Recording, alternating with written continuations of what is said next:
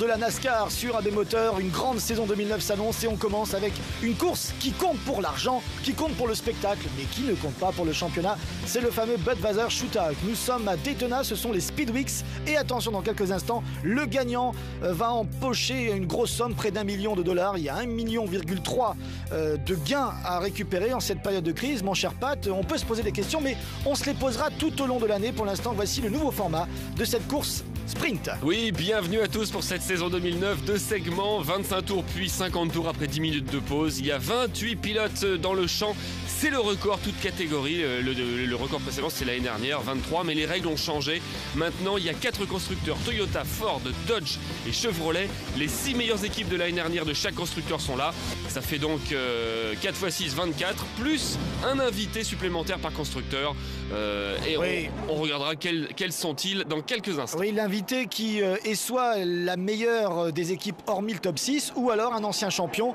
Voici donc le départ de ce Budweiser Shootout. Vous avez vu, bien sûr, vous avez reconnu le circuit de Daytona et c'est parti donc pour un premier segment de 25 tours, un sprint littéralement. Alors les qualifications de ce Budweiser Shootout qui à l'époque étaient réservées, on va dire, aux meilleures écuries, aux écuries qui étaient les plus rapides en qualification. Oui, à ceux qui avaient fait des pole positions les années précédentes. Et bien maintenant, donc, ce sont les meilleures écuries de tous les constructeurs. Cela donc a fait gonfler, vous l'avez dit Pat, le plateau. C'est le plus gros plateau du Budweiser Shootout. On refera un petit peu bien sûr l'histoire tout à l'heure de ce rendez-vous très spécial. Et alors vous allez me dire, comment ils se sont qualifiés? Ces gars-là qui sont en train de courir déjà, en train de rouler à plus de 280 km/h, et bien par tirage au sort. Et le petit vénard s'appelle Paul Menard qui a décroché la pole position devant Elliott Sadler. Mais ça, c'est pour l'histoire, parce que vous le savez bien, à Daytona, eh bien, on change souvent, très souvent, certains diront même trop souvent, de leader.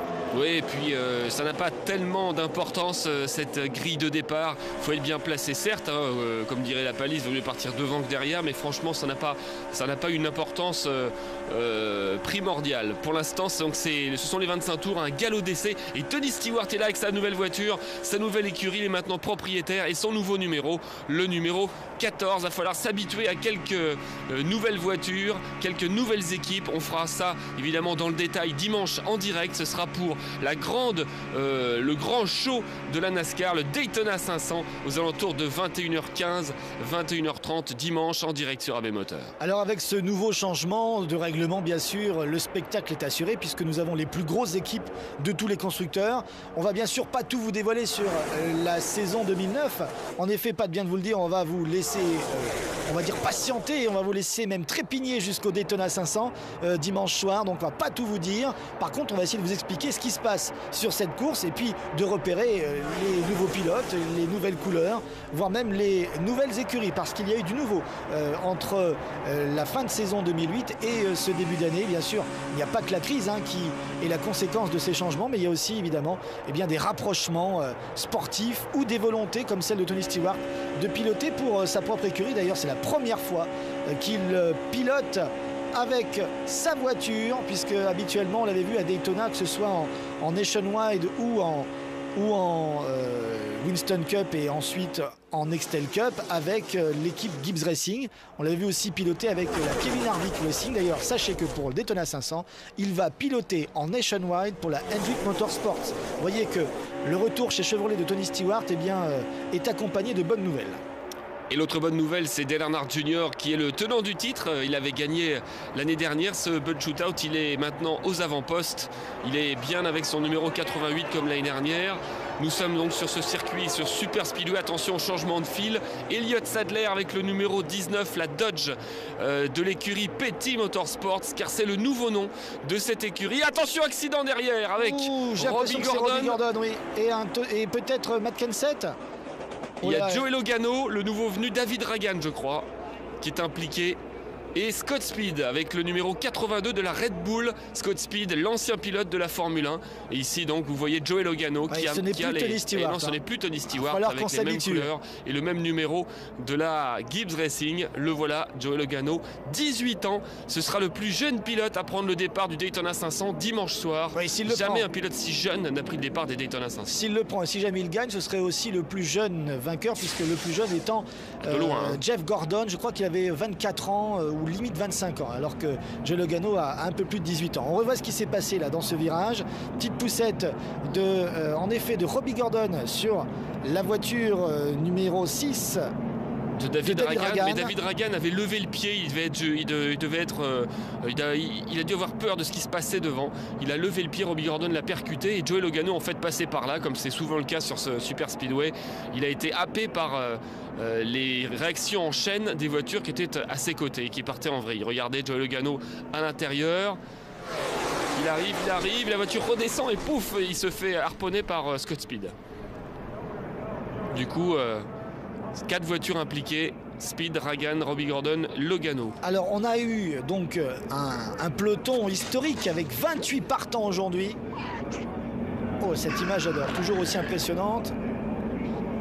Est-ce qu'on aura un peloton impressionnant à l'arrivée? Parce qu'ils sont partis 28. Ben oui, on a vu ici David Ragan qui arrivait trop vite dans la voiture qui le précédait, qui a levé le pied. Et nous voici avec Joey Logano, regardez, qui tente de passer à l'intérieur, mais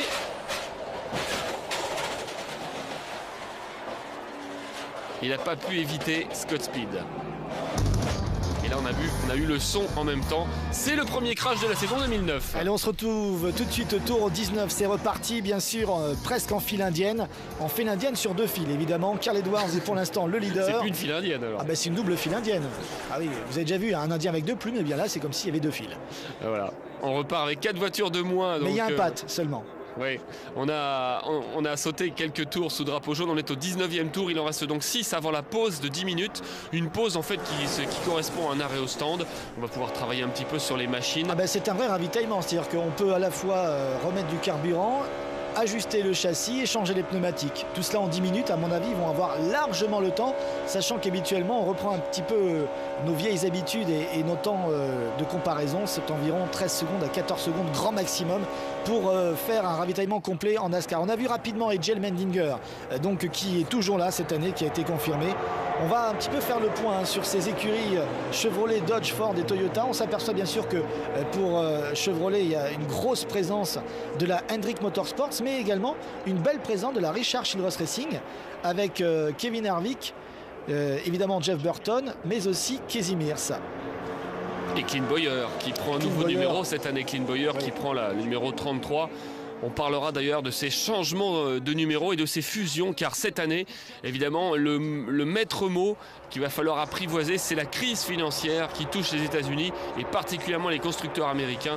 Beaucoup de choses sont remises en cause, on en parlera largement lors du Daytona 500. Nous sommes juste derrière Dale Earnhardt Jr.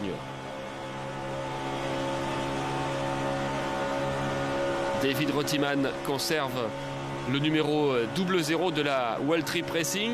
Et voici Tony Stewart avec sa voiture rouge numéro 14. Alors 14, vous allez me dire, comme un célèbre A.J. Foyt. Eh bien A.J. Foyt, déjà la saison dernière, avait apprécié le choix de Tony Stewart. Rappelons que A.J. Foyt est un des plus grands pilotes américains qui a gagné plusieurs fois les 500 miles d'Indianapolis. Rappelons que Tony Stewart avait démarré sa carrière, on va dire américaine et d'une manière détournée internationale en IndyCar. L'IRL à l'époque, ça s'appelait comme ça, juste après la fusion. Et il avait d'ailleurs été champion la première année de sa participation. Et depuis, bien, il n'a pas oublié que s'il est pilote aujourd'hui, c'est parce qu'il rêvait, il avait les yeux pleins d'étoiles lorsqu'il voyait A.J. Foyt, son maître en la matière. Et A.J. Foyt lui a apporté son soutien. Et il lui a dit, oui, le numéro 14, ça va te porter chance. Et j'espère bien qu'avec ce numéro, tu vas pouvoir gagner. Et si tu ne gagnes pas, crois-moi qu'il y aura un pilote qui sera très énervé et qui te le rappellera. Alors on reconnaît bien là, bien sûr, le style d'A.J. Foyt, le Texan. Et là, comme un symbole, on voit les deux hommes qui se sont battus pour le titre l'année dernière. Carl Edwards et Jimmy Johnson sont en tête, alors qu'ici, Denny Hamlin, lui, a gardé sa voiture de l'année dernière et on est embarqué avec lui au cœur du peloton. Il est un petit peu mal placé là, entre les deux files. C'est quand même sympa de leur part d'avoir pour beaucoup gardé leur numéro et leur couleur. Parce qu'entre les changements de sponsors et puis les rapprochements d'écuries, c'est un peu compliqué. Voici Jeff Gordon et voici également, regardez, ici Denny Hamlin. Oh, c'est miraculeux, le rétablissement de Denny Hamlin entre deux files de voitures. Il est parti à l'équerre. Alors que là, il y en a qui sont partis faire du rodéo dans le gazon. Et on voit David Strem, le numéro 12, et David Reutemann. David Strem qui a remplacé Ryan Newman chez Penske. Ce Newman, lui, a rejoint l'écurie de Tony Stewart. Oui, il est donc maintenant chez Chevrolet, Ryan Newman. Et encore une nouvelle neutralisation. On rappelle que pour ce Bud Shootout, même sous drapeau jaune, tous les tours comptent. On va revoir le rattrapage ici phénoménal. Ah là, il y a eu certainement, on va dire, une déstabilisation due à des effets aérodynamiques. Et puis, c'est derrière, c'est lui. Hein. Ouais. J'ai l'impression que c'est lui qui a un petit peu déstabilisé tout le monde. Qui touche un peu Reutemann, qui lui va s'emplâtrer dans David Strem, qui, comme Logano tout à l'heure, n'avait rien demandé. Et ça, c'est ce qui arrive souvent. La moindre touchette à Daytona fait que vous allez voir la voiture noire FedEx là, qui va toucher l'arrière. Ah ouais, complètement. Et Reutemann qui part à angle droit. Alors ça paraît pas énorme comme cela vu de loin, mais il faut bien comprendre qu'à ces vitesses-là, avec en plus l'inclinaison qui redescend un petit peu en sortie de virage, changer de trajectoire à ce niveau-là, eh bien on l'a vu, c'est extrêmement dangereux. On sait évidemment que toute la course à Daytona ou sur un grand circuit comme Talladega est basée sur le draft, c'est-à-dire l'aspiration pure. La course en paquet est justifiée par le fait, lorsqu'on est plusieurs, on va plus vite. Mais là, la différence, c'est que dès qu'on commence un petit peu à bouger, on peut embêter son adversaire. La preuve, regardez. Allez, après 22 tours, et on est à la mi-course du premier segment, et bien Edwards est toujours en tête devant McMurray. Pour l'instant, eh bien nous voici au tour 26. Après la pause, juste donc. Après la pause, il y a eu 10 minutes de ravitaillement. Tout le monde est reparti à peu près dans le même ordre, parce que là, on est bien d'accord sur ce type de course. Le ravitaillement a peu d'importance, sauf s'il y a eu un vrai problème, ce qui n'a pas été le cas pour la majorité des équipes. On est reparti cette fois-ci pour 50 tours. Oui, les 50 tours qui constituent la véritable course, évidemment, avec un peloton déjà amputé de 4 voitures. Strem, lui, est resté et Reutemann, lui aussi, continue. On vous disait tout à l'heure, c'est le plus gros peloton de l'histoire de cette série Bud Shootout qui s'appelle ainsi depuis déjà quelques années, mais historiquement parlant, ça ne s'appelait pas comme ça du tout au début. Non, au début, eh bien, on avait un événement qui s'appelait le Busch Clash. Et puis depuis quelques années, ça s'appelle le Bud Shootout. On pensait d'ailleurs même que le nom allait changer cette année, mais non, c'est resté. Ça au moins, c'est resté. On court avec ce format presque depuis 1979. Le premier à avoir remporté cette épreuve très spéciale s'appelle Buddy Baker. Et un nouveau leader qui vient d'ailleurs de se faire dépasser, c'était McMurray, le numéro 26, vous le voyez ici, dépassé par Kasey Kahne. McMurray qui a une grosse pression cette année, puisque à la fin de cette saison, eh bien Jack Rush, le patron, devra se séparer d'une de ses 5 voitures. Il n'en aura plus que 4. Bon, il trouvera bien le moyen de la mettre dans une écurie amie avec des supports techniques, mais tout de même, McMurray doit faire une belle saison. Après avoir fait 1, 2, 3 saisons en demi-teinte, ça fait longtemps qu'on l'attend. Jimmy McMurray, il est trop intermittent. Quant à Kasey Kahne, c'est un petit peu la grande question. Est-ce que les Dodge vont se réveiller? Parce que l'année dernière, il n'y avait pas une seule Dodge dans le Chase. Oui, mais cette année, on compte sur l'écurie RPM, donc Richard Petty Motorsports. À noter que le nom de Gillette n'apparaît pas. C'est quand même l'actionnaire principal de cette écurie Dodge. Eh bien, il n'apparaît pas car l'une des conditions sine qua non pour que Richard Petty fusionne avec l'anciennement Gillette et Bernard Motorsport, c'est que son nom soit cité, son nom apparaisse. Donc du coup, pas de souci, ça s'appelle maintenant Richard Petty Motorsport. L'acronyme RPM sera certainement utilisé par tout le monde, mais on s'aperçoit que cette semaine, donc on a 4 voitures de cette écurie, sachant que normalement sur la saison 2009, 3 devraient être engagées d'une manière régulière. Oui, il y a toujours Kasey Kahne, il y a toujours Elliott Sadler. Le numéro 43 est piloté cette saison par Reed Sorenson. Lourde tâche quand même pour Reed Sorenson de prendre ce fameux numéro 43 célébrissime parmi les amateurs de NASCAR, puisque c'était le numéro de Richard Petty, plus de 200 victoires dans sa carrière pour cette voiture.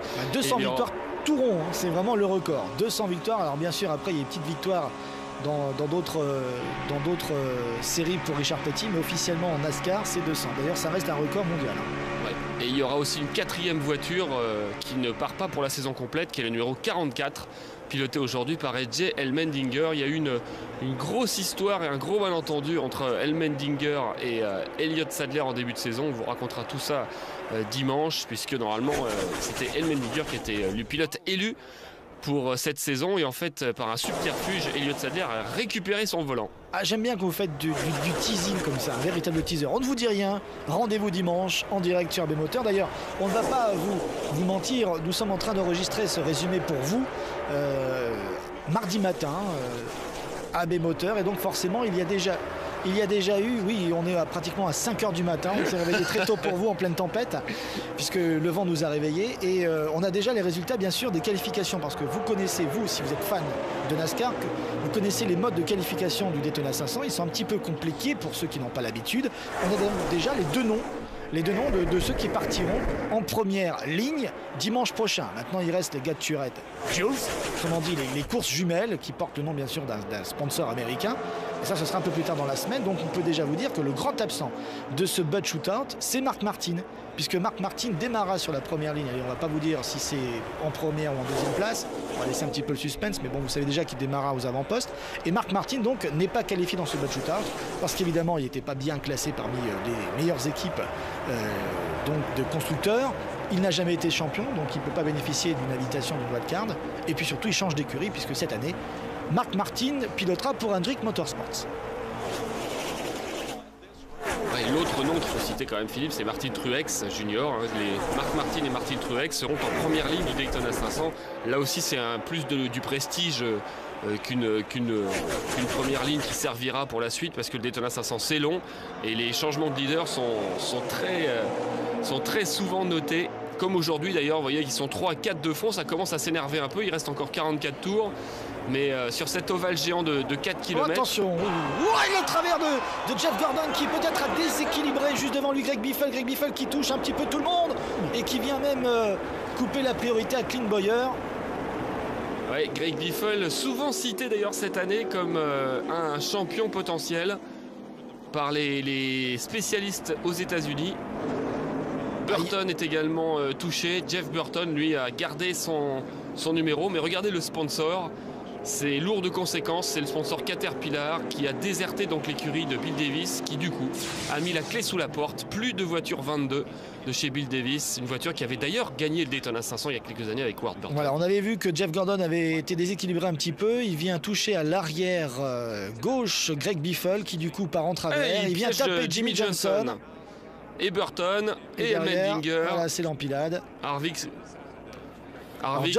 s'en tire à peu près bien. Johnson a été touché, mais j'ai l'impression que Greg Biffle était tellement à l'équerre qu'il a juste enfoncé légèrement l'avant de Jimmy Johnson. Regardez, c'est tellement à l'équerre, il est vraiment perpendiculaire à 90 degrés que du coup, bien Johnson peut-être a enfoncé légèrement son avant, mais n'a pas été touché d'une manière oblique, ce qui pourrait poser des problèmes pour un éventuel frottage sur les pneus. Et ça aurait pu être bien plus spectaculaire et bien plus dramatique. Là, ça part dans tous les sens. Et regardez, il n'y a que des chocs mineurs. Elmendinger. Et là, vous allez voir Casey Mears qui arrive avec la voiture qui était pilotée par Clint Bowyer l'année dernière. Alors c'est donc lui que j'ai confondu, Casey Mears et Clint Bowyer. Mais à mon avis, ce ne sera pas la première fois. On va se tromper dans les numéros. La dernière, vous voulez dire. Je sais ce que je dis, ce ne sera pas. Voilà, il y a Greg Biffle qui n'ont pas perd toute chance, mais qui est bien mal embarqué. On revoit ça en caméra embarquée avec Johnson. On n'a pas encore parlé de Jimmy Johnson, mais il part quand même pour être... Il est déjà l'un des grands pilotes de la NASCAR de tous les temps, avec ses 3 titres consécutifs. Il part pour un 4e titre cette année, ce qui n'a jamais été fait dans l'histoire. Et vous voyez ce que je vous disais, les dégâts sur Johnson sont mineurs puisque la voiture a tapé d'une manière perpendiculaire et donc n'a pas touché le pilote triple champion d'une manière oblique, même s'il est impliqué dans ce crash, mais d'une manière plus que mineure. Ouais, il faut se méfier quand les Américains nous mettent ce genre de stats parce qu'il peut y avoir impliqué dans l'accident, il peut y avoir une voiture détruite et une qui a juste un petit choc à l'avant-bras qui n'est pas très important, donc il faut bien mettre l'échelle des dégâts. Rentrer au stand, McMurray en tête, Kyle Busch dont on n'a pas encore parlé, Kyle Busch celui qui avait tout explosé dans la saison régulière l'année dernière avant de s'écrouler on ne sait comment dans les playoffs. Il avait été quasi invisible. Kyle Busch qui nous doit une revanche cette année. Il a envie de la reprendre cette revanche. Aura-t-il seulement les moyens de la faire? cette belle saison qu'il avait bien commencé l'année dernière mais qu'il avait mal fini surtout au niveau des playoffs. Le meilleur exemple, c'est Jimmy Johnson, hein. Il faut commencer plus tranquillement, se mettre dans les 12 premiers pour être qualifié pour les playoffs et là donner tout ce qu'on a. Allez, on a vu, comme par hasard, hein, le réalisateur fait bien les choses, les grands favoris. Oh, attention, Jeff Gordon qui a failli se mettre à l'équerre en sortant. Alors Jeff Gordon aussi, c'est l'une des grandes interrogations. Ça fait plus de 40 courses qu'il n'a pas gagné, c'est assez rare. Il va démarrer donc cette année avec des couleurs qu'on aime bien et une musique très inquiétante. Voici donc la sortie. Et surtout, il n'a pas gagné une course de la saison dernière, ce qui n'était jamais arrivé quasiment. Vrai. On a vu rapidement l'ordre du restart. Juste après ce ravitaillement sous drapeau jaune, on est reparti drapeau vert. Kyle Busch est maintenant leader. Il y a déjà eu 12 changements de leader aujourd'hui et 4 drapeaux jaunes pour 12 tours. Sous drapeau jaune, sous neutralisation. Attention, Jeff Gordon qui va peut-être essayer d'attaquer ici. Kyle Busch. Les deux fils commencent à se former. Alors, laquelle faut-il prendre? La corde ou l'extérieur? 35 tours encore à boucler. Vous venez de nous rejoindre peut-être seulement sur AB Moteur. Eh bien oui, la saison de NASCAR a commencé. On est parti pour 38 week-ends de direct. AB Moteur a encore cette année l'exclusivité de la NASCAR en France. Et on est heureux de remettre cela. C'est reparti. Il va falloir commander les pizzas, réserver ses dimanches soirs. Et être avec nous pendant plus de 4 heures en général, c'est la moyenne des directs de NASCAR sur AB Moteur. Il y en a un qui est pas reparti, c'est Jeff Burton, hein, lui qui après l'accident a abandonné, c'est le 5e abandon.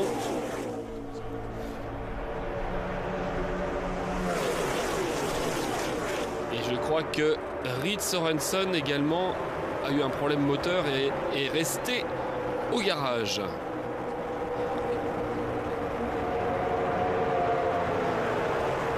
Gros plan ici sur Jeff Gordon.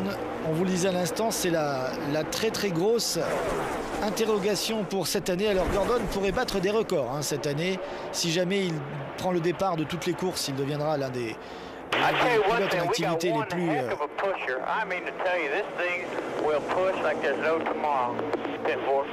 Oui, il est en train de dire que sa voiture est réglée de façon très souveineuse.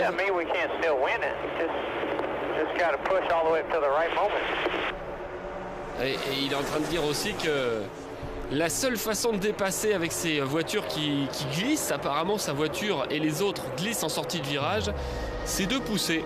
Et devant, il y a Dale Earnhardt Jr., son coéquipier.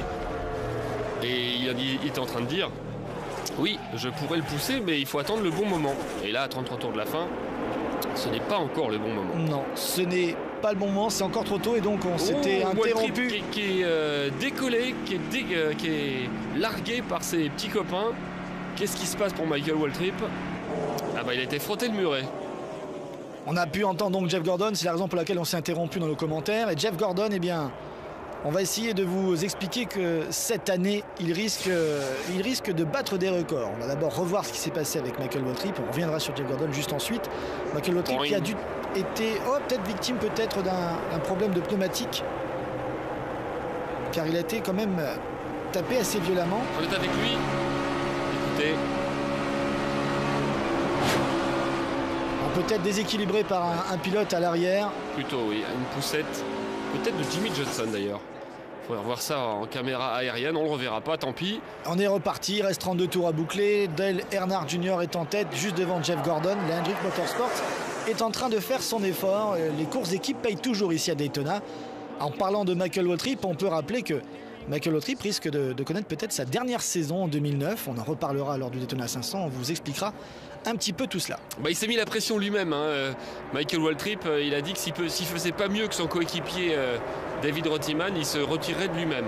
Michael Waltrip a surveillé dimanche soir parce que c'est quand même un double vainqueur du Daytona 500. Alors c'est paradoxal parce qu'il n'a pas beaucoup de victoires dans sa carrière. Je crois qu'il n'en a que 4. Mais dans les 4, il y a 2 victoires au Daytona 500 qui est la plus grande course de la saison. Ouais, dont une sous la pluie, mais on reviendra pas là-dessus. Vous voulez dire chanceuse? On va dire qu'il était au bon endroit au bon moment. Voilà, 31 tours à boucler. Michael Waltrip, donc, on en reparlera. On reparlera aussi de Bill Elliott qui fait des qualifications exceptionnelles pour le Daytona 500, vu qu'il n'est pas assuré d'avoir la place provisionnelle puisqu'elle est réservée à Terry Labonte par le fait d'être un ancien champion. Terry Labonte a la priorité sur Bill Elliott puisqu'il est champion plus récemment que Bill Elliott. Donc Bill Elliott est contraint, s'il veut participer au Daytona 500, il vient de faire de superbes qualifications en temps. Et c'est ce qu'il est en train de faire. On aura peut-être une belle surprise. Les anciens champions et les anciens tout court risquent de nous étonner cette année. Alors la Rush Racing s'est portée aux avant-postes parce qu'à part Dale Earnhardt Jr. avec le 88, derrière il y a Kenseth, il y a McMurray et il y en a un troisième. C'est Carl Edwards. Voilà, les 3 voitures de la Rush Racing sont 2, 3 et 4e. Ici, on voit Vickers dans sa Red Bull, Kyle Busch et Jimmy Johnson. Donc, sur les 6-7 premiers, il y a 3 voitures de la Rush Racing, 3 voitures de Hendrick. Est-ce que ça vous étonne? Moi, pas. C'est exactement les 2 meilleures équipes de l'année dernière. Ce qui est absolument incroyable, c'est que dans le peloton Ford, on rappelle qu'il y avait 6 places réservées aux meilleures équipes, plus une 7e avec une invitation. Bien, sur les 7 voitures, il y en a 5 de la Roush Fenway Racing et 2 de la Yates Hall of Fame Racing. Sachant que Robert Yates dispose d'un partenariat, d'une plateforme technique avec les moteurs préparés par Jack Roush. Donc voilà, on a pratiquement, on va dire, un seul garage qui assure la totalité de la présence aujourd'hui des Ford pour ce Bud Shootout. C'est vrai que les Ford sont presque uniquement représentés au top niveau dans la NASCAR par l'écurie de la Roush Fenway Racing. À noter, on ne verra pas tout de suite, mais on le verra tout à l'heure. Je ne pense pas qu'on ait eu de gros plan encore sur Bobby Labonte, qui est l'un des transferts de la saison, puisque Bobby Labonte est maintenant sur la Ford 96 de la Yates Hall of Fame Racing. Là aussi une fusion entre la Yates Racing, qui a donc enlevé ses 2 numéros et ses 2 pilotes, à savoir le 28 de Travis Coupil et le 38 de David Gilliland, pour les remplacer par le 96 de Bobby Labonte et le 98 de Paul Menard, qui arrive avec sous le bras le sponsor de papa, c'est-à-dire il a marqué Menard sur sa voiture. C'est bien pratique quand on s'appelle Menard. Ouais, et c'est bien vu, puisqu'aujourd'hui il était en pole position et il a bien mené Paul Menard. En tout cas le premier tour. Dale Earnhardt Jr. toujours bien placé aux avant-postes, c'est son jardin familial. Est-ce que cette année Dale Earnhardt Jr. va renaître de ses cendres? Il a déjà gagné ici il y a de ça quelques années. Il a des belles cendres hein, quand même, hein. Il était dans les playoffs.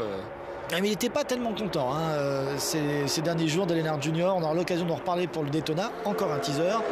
Mais c'est vrai que Dale Earnhardt Jr. eh bien, il a un petit peu besoin maintenant de gagner, tout simplement. Voilà. Ça ne sert à rien de chercher les mots, il a besoin de gagner. Alors, il était un petit peu énervé. On va en parler rapidement parce que il y a certains promoteurs qui ont accusé les pilotes de ne pas en faire assez, vu la baisse des billets qui a été constatée sur la fin de l'année et qui a constatée pour le début de l'année, parce que les réservations se font un petit peu fébriles. Et on a carrément tiré sur les pilotes en disant qu'ils n'en faisaient pas assez, que c'était un peu de leur faute, qu'ils devaient s'engager encore plus, surtout sur des courses parallèles. Et là, Junior, il a un peu pété les plombs, il dit attendez, on est toujours là, on vend les billets, on n'arrête pas de faire des spots pub, c'est à vous de faire des efforts, et à la rigueur, rien que pour Daytona, et ça, je suis d'accord avec lui, vous avez qu'à construire vos propres hôtels, ça évitera d'avoir des prix exorbitants pour la quinzaine des Speed Weeks. Ça vous permettra d'abord de faciliter les réservations et de vous faire de l'argent. Et il n'a pas entièrement tort, parce que lorsqu'on va à Daytona pour le Daytona 500, on se fait racketter par les hôteliers. Un jour avant, moi j'y suis allé par exemple, un jour avant ma chambre elle était à 80 $, et un jour après elle était à 250 $. Donc voilà, donc merci. Oui, et il faudra prendre en compte quand même, on en reparlera dans le détail dimanche en direct, que les prix baissent de toute façon parce que les gens ne peuvent plus acheter les places. Donc il y a des places qui coûtaient 80 à 100 $, qui coûtent maintenant 50 ou 60 $. Il y a une baisse vraiment de 30 à 35% sur les billets, notamment pour le Daytona 500 qui a été plein beaucoup plus tard que d'habitude.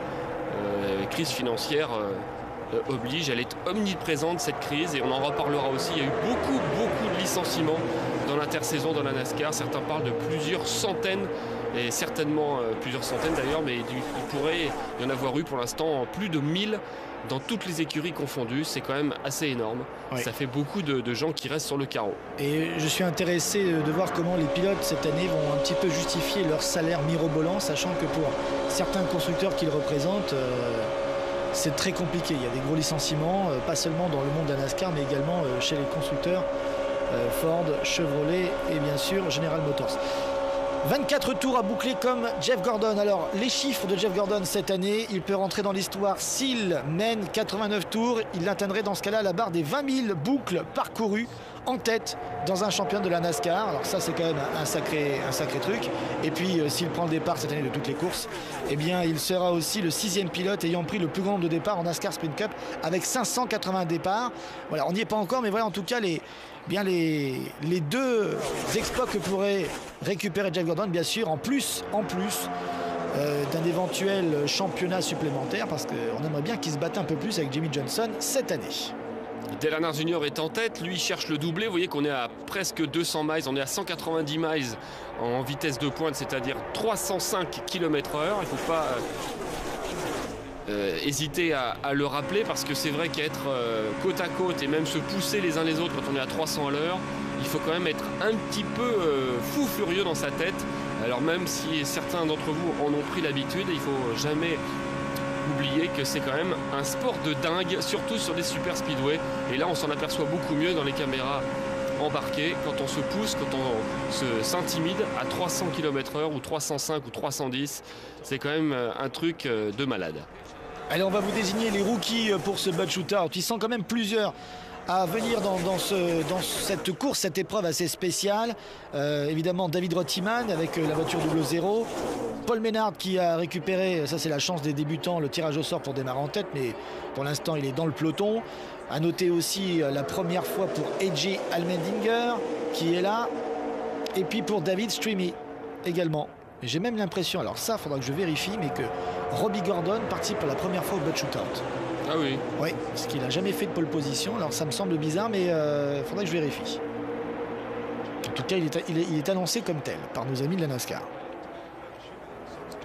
2 voitures de la Hendrick en tête, Dale Earnhardt Jr. et Kyle Busch. Tony Stewart se porte bien, ça va être une des questions. Comment va se comporter Tony Stewart et son coéquipier Ryan Newman? C'est une nouvelle écurie, alors il part pas de zéro. Attention, accident, Sadler en travers. De retour en tant que pilote cascadeur à Daytona, mais enfin, on l'a vu faire pire.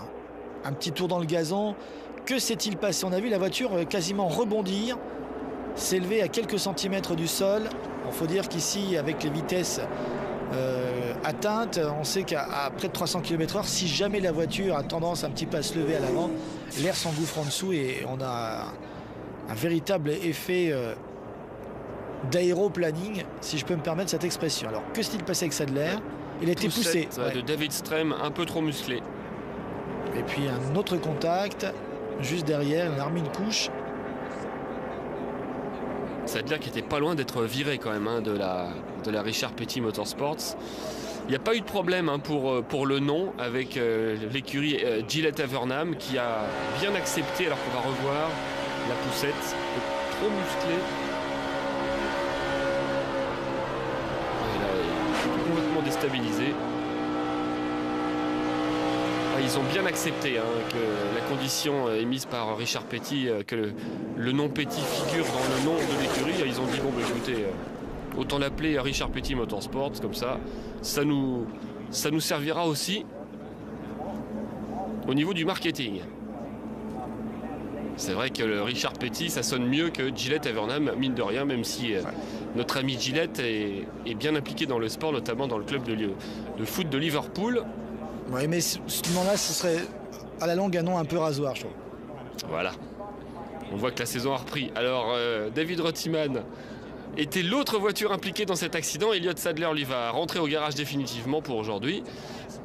Sadler qui peut s'estimer heureux d'avoir un volant. C'est vrai qu'il était pas loin d'être mis à la porte, comme je le disais tout à l'heure. Là, il a beau avoir un volant, sa voiture aura du mal à tourner. Ça va être compliqué pour lui pour rentrer. Après Joe Logano, Robbie Gordon, David Ragan et Scott Speed, j'ai l'impression qu'on va encore avoir un nouveau pilote dans les garages. Tiens, on a vu passer rapidement le Pace Car, une superbe Corvette. On vous laisse la surprise. Si vous aimez les muscle cars, eh bien sachez que pour le Daytona 500, il y aura un Pace Car un petit peu exceptionnel et qu'on n'a pas trop l'habitude de voir en tant que Pace Car, en tout cas pour le Daytona 500. On vous dit rien, les fans, les passionnés de NASCAR connaissent déjà bien sûr l'annonce. Et pour les autres, eh bien regardez dimanche soir le direct du Daytona 500. À quelle heure, Pat? 21h15, 21h30. Merci. Je le fais bien. Hein. Oui. On le refera tout à l'heure encore, parce qu'il faut que ça rentre. Allez. C'est peut-être le dernier arrêt au stand. Peut-être. À 20 tours de la fin, peut-être le ravitaillement pour la gagne. Avec Dale Earnhardt Jr. qui rentre en premier. Ah, vous savez comme moi, Philippe, que la gagne ici, ça va se jouer à 2 tours de la fin, voire dans le dernier tour.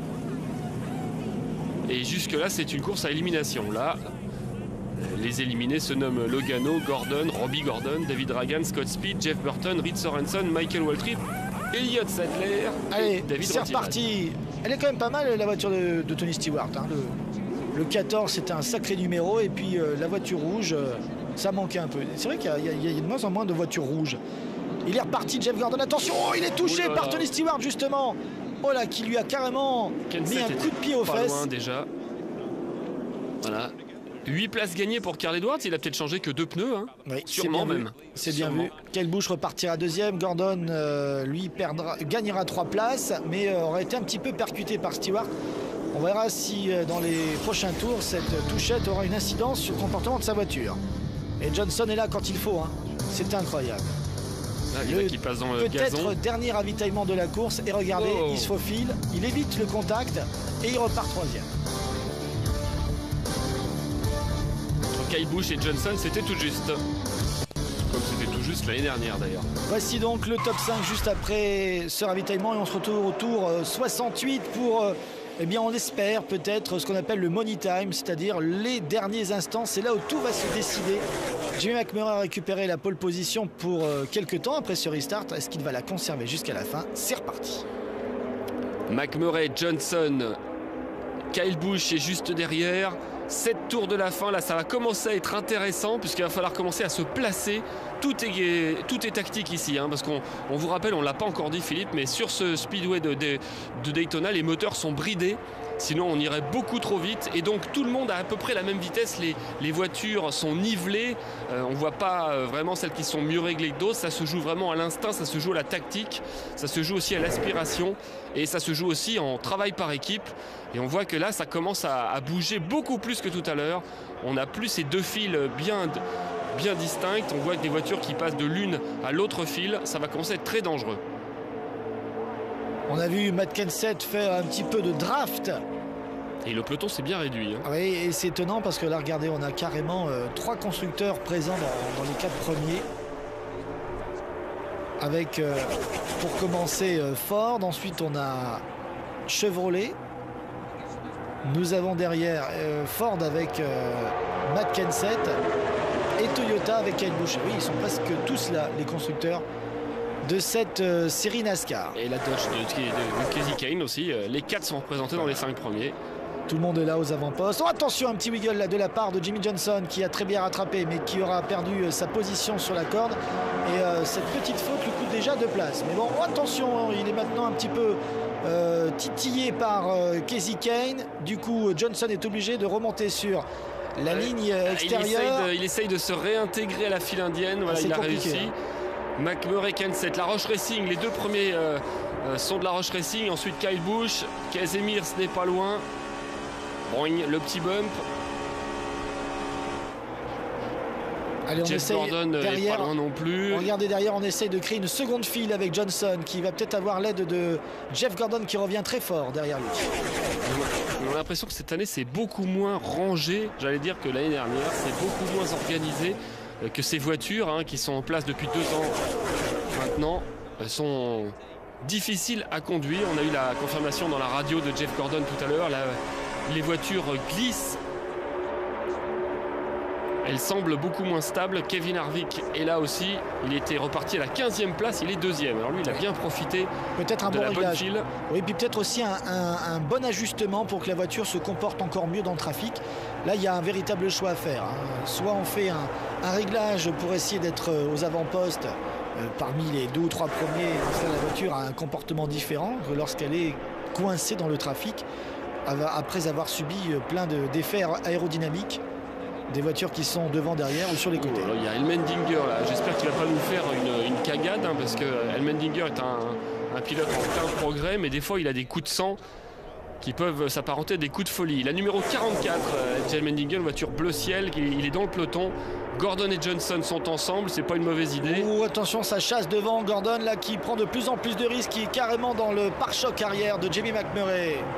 Regardez, il attaque, il a pris la corde, il est passé devant et Jeff Gordon, à 3 tours de la fin, est en train de mener ce bad shootout.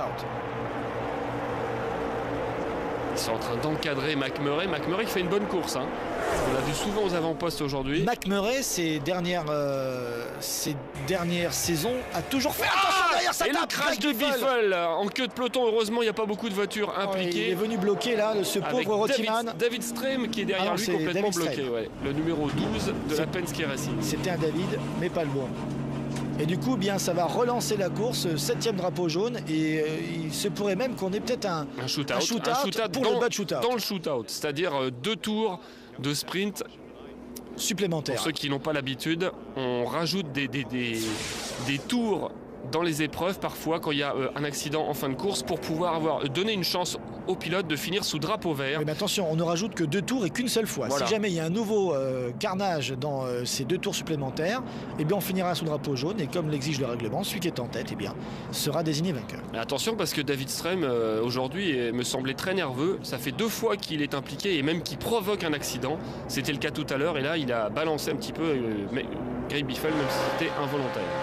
Mais je ne vais pas jouer le corbeau noir, comme le chantait une grande star de la chanson française Bingo. Mais qui est donc ce grand corbeau noir? J'ai l'impression qu'il s'est posé sur la voiture de Greg Biffle. Ça fait 2 fois que Greg Biffle est impliqué dans des histoires qu'il n'a pas provoquées. Et il ne faudrait pas que ça refasse comme la saison dernière. Hein. Biffle aura été très très malchanceux. Voilà, et les deux sont hors course.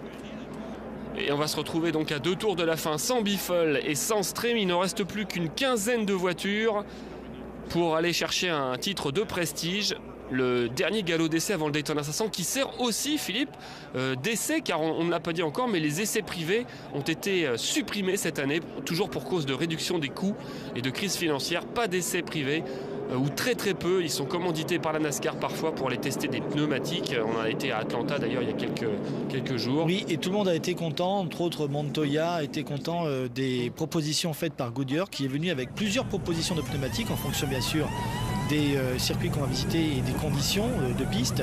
Et toutes les solutions qui ont été proposées par Goodyear sont intéressantes et sont meilleures que celles qu'on avait l'année dernière. Voilà. Alors attention, certains ont fait le choix de s'arrêter avant le shootout. Stewart, on l'a vu, Matt Kenseth, on le voit ici. Ils mettent des pneus neufs pour essayer d'avoir un maximum de grip et remonter.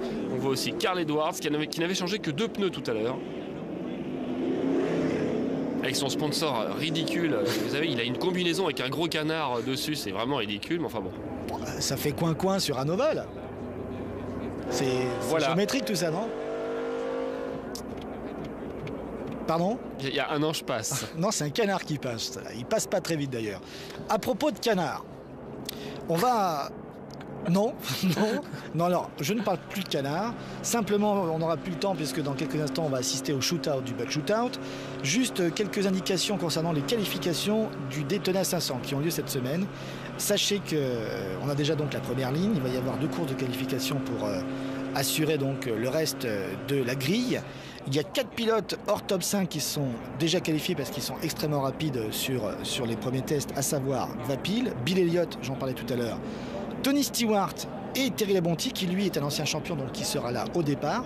Par contre, pour ces 2 Gatorade Duels, donc ces 2 courses de qualification, il reste 4 places à prendre. Oui, et ce ne sera pas James Hilton. Vous savez, le papy qui avait déjà essayé de se qualifier l'année dernière, il a quel âge? Il a 75 ans, 77 ans.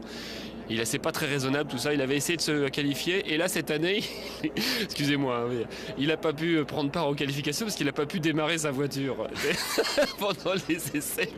En plus c'est vrai, j'ai l'impression que c'est une blague mais pas du tout, il était venu très sérieux, il dit ouais, je vais réessayer cette année. C'est vrai que pour rentrer dans la voiture avec un déambulateur c'est pas facile. Oh non. Mais il n'a pas pu démarrer sa voiture donc le pauvre... Cette année on avait dit qu'on ferait pas de blague.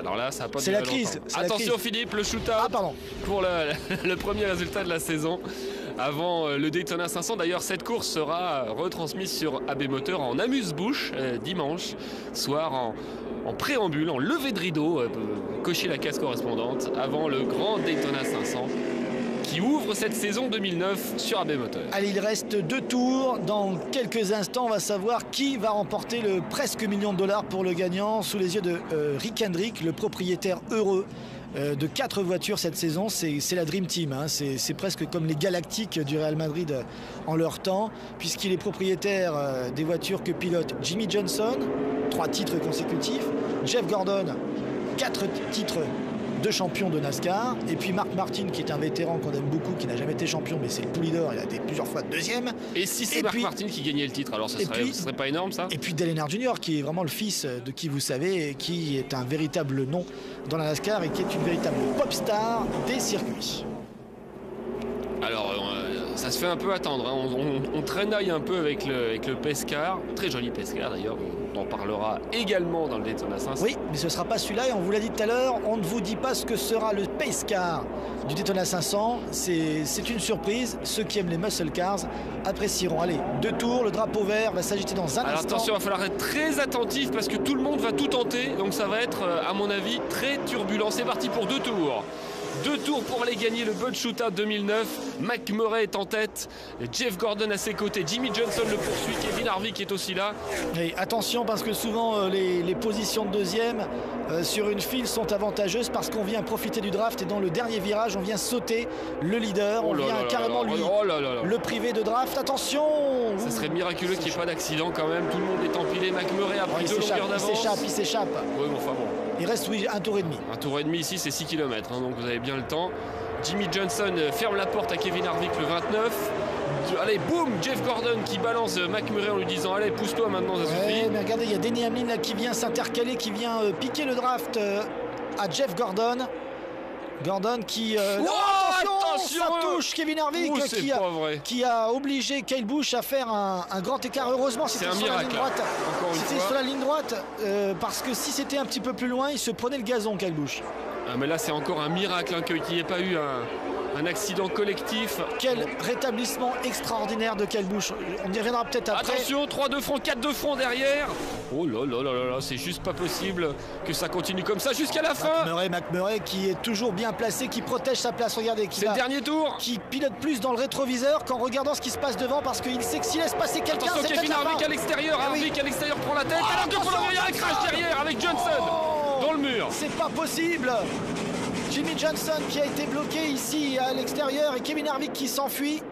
Il n'y aura pas de drapeau jaune, peut-être si, mais c'est Kevin Harvick qui de toute façon est en tête. Un drapeau jaune et c'est la fin. De toute façon, Harvick l'emporte avec un accident dans la confusion la plus totale, comme c'était prévisible. Tony Stewart finit 3e. Et ouais, et Johnson avec Casey Mears dans le mur, la Richard Childress, la Hendrick Motorsports. Et Harvick remporte le Bud Shootout 2009 avec un dépassement à l'extérieur dans le dernier tour. Vous avez vu Mac Murray qui a très bien protégé sa position, qui naviguait entre la position haute et basse afin de ne laisser personne passer devant. On le disait tout à l'heure, hein, celui qui se fait sauter dans le dernier virage a perdu. Et bien là, il a tout tenté, mais malheureusement, Kevin Harvick a réussi à s'introduire à l'extérieur. Derrière, ils sont 4 de front. On va voir d'où est parti cet accident. On voit Stewart. Harvick qui bénéficie du draft d'un très bon push de la part de Denny Hamlin. Regardez le 11 qui le propulse à l'extérieur. Et c'est Casey Mears qui vient tamponner Jimmy Johnson et les deux partent dans le mur. Regardez encore une nouvelle fois sur cette image. Je crois qu'il a été poussé par Jeff Gordon aussi, Casey Mears, me semble-t-il. Mac Murray a voulu protéger son extérieur, mais le push du 11 était tellement efficace pour Kevin Harvick que Harvick est passé comme une flèche. Et c'est peut-être parce que Mac Murray est remonté un petit peu sur le haut qu'il a bloqué Hamlin, qu'Hamlin a été contraint un petit peu de freiner. On va voir ça. Non, ça part vraiment de Jimmy Johnson. Ouais, de Johnson ou de Casey Mears. Et Casey Mears lui-même a été peut-être touché par Jeff Gordon. Bref, c'est très compliqué de voir vraiment qui a fait le premier mouvement. De toute façon, tout le monde essayait de jouer des coudes pour arriver aux avant-postes. Et dans ces cas-là, évidemment, c'est presque inévitable qu'il y ait un crash. Oh là là, j'ai mal à la tête. Kyle Busch est parti en travers aussi. 4 ou 5 pilotes impliqués, mais Kevin Harvick l'emporte. De toute façon, dans le dernier virage, plus personne regarde ses rétroviseurs. Tout le monde est fixé sur la ligne d'arrivée et forcément, c'est là qu'arrivent les problèmes. Kevin Harvick gagne ce Bud Shootout 2009 devant... Avec des couleurs très discrètes comme d'habitude. Ouais, devant Mac Murray, Tony Stewart, Jeff Gordon et AJ Menninger, le top 5. Ouais, si vous profitez pas du spectacle, c'est que j'ai rien compris là. Il y a vraiment du show. Aujourd'hui, on a fait le show. Ah voilà, donc là je lis tous mes sponsors parce que ça fait longtemps que j'ai pas eu l'occasion de le faire. Et je remercie tous les fans qui sont là et je les encourage à venir dimanche. Et c'était de la folie sur la fin. En 5 apparitions au Bud Shootout, c'est sa première victoire. Kevin Harvick remporte 200 000 $. Et surtout, on a battu des records puisqu'il y a eu 23 changements de leader pour 14 pilotes. Voilà, des records on espère en battre pour le Daytona 500. Rendez-vous donc dimanche soir sur des moteurs. Ce sera en direct 21h15, 21h30 à dimanche. À dimanche.